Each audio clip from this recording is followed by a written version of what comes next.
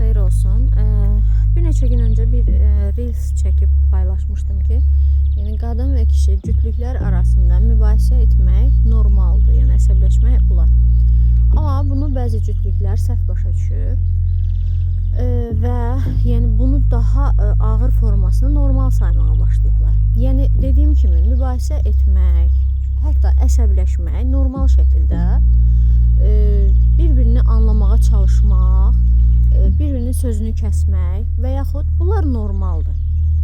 Amma qışqıraraq, yəni ikinci siz bir-birinizdən başqa, iki şəxsdən başqa, üçüncü şəxsin sizin səsinizi eşidəcək dərəcədə bərkdən mübahisə etmək, qışqıraraq, qarşısındakı insanı dinləməyərək, onun sözünü, yəni biri var ki, bir-birini dinləyirsən, sözünü kəsə də bilərsən, amma biri də var ki, imkan vermirsən o insanın danışmağına və yaxud qapını, pəncərəni, nə bilim, daşa, divara yumruq vurmaq, şkafa, ora, bura. Yəni bu kimi hallar təbii ki, normal deyil.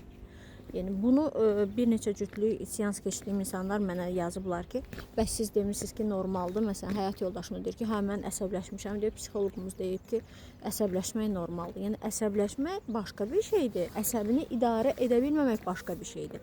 İnsan əsəbləşən vaxtı əgər özünü idarə edə bilirsə, bu normaldır. Amma əsəbləşən vaxtı özünü, davranışını idarə edə bilmirsə, bu artıq davranış pozuntusu deməkdir. Yəni adi bir xırda bir problemdə əsəblərini cilovlaya bilməmək. Yəni bəziləri deyir ki, hə mən həyat yoldaşıma əl qaldırmıram ki, məsələn, deyir qapını sındırdım, pəncərəni sındırdım, amma həyat yoldaşımı vurmadım ki. Bunun nə dəxli var? Heç bir dəxli yoxdur.